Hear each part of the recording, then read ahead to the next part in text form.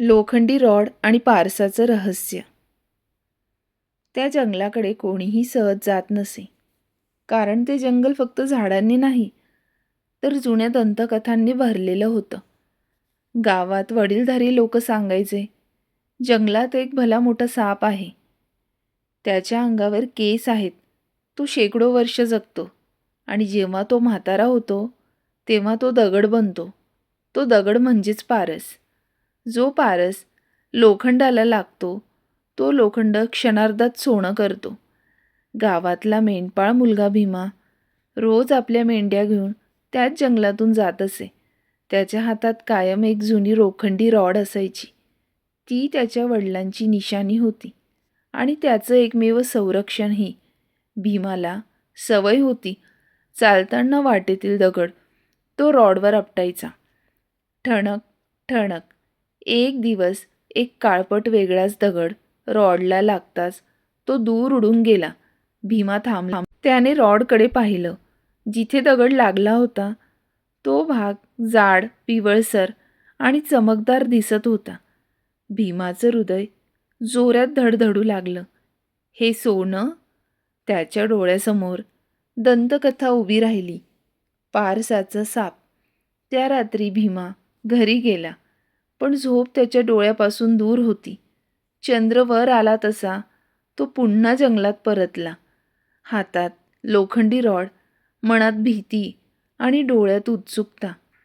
तो त्या जागेभोवतीची जमीन खणू लागला. एक एक दगड उचलून रॉडला लावून पाहू लागला. ठणक ठणक. रात्र सरत गेली.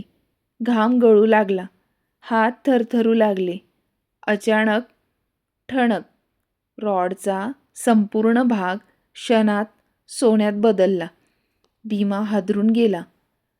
तेवढ्यात जंगलातून एक भयानक गर्जना झाली. झाडं डोलू लागली. पक्षी उडून गेले. जमीन थरथरली. अंधारातून एक विशाल आकृती पुढे आली. तोच होता पारसाचा साप. अंगावर लांब केस, डोळ्यात शेकडो वर्षांची झलक आणि श्वासात ज्वाला. भीमा घाबरला, पण पळाला नाही.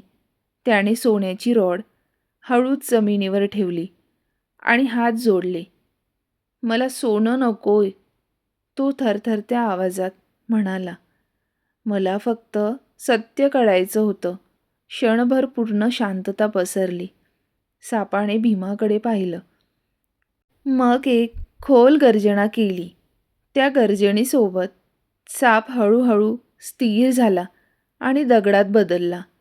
तोच दगड पारस. भीमा पुढे सरकला. पारस उचलायला हात पुढे केला. तेवढ्यात तो दगड हलला.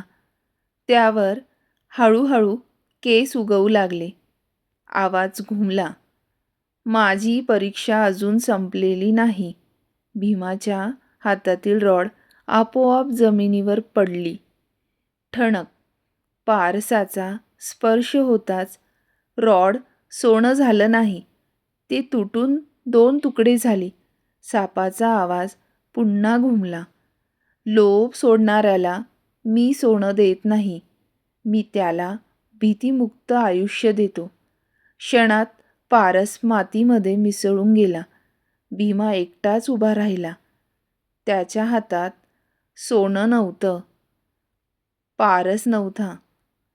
पण त्या रात्रीपासून भीमाला जंगलात कधीच भीती वाटली नाही. आणि आजही गावात लोक म्हणतात, पारस अजूनही त्या जंगलात आहे, पण तो दगडात नाही. तो त्या माणसात आहे, ज्याने लोभ जिंकला आहे.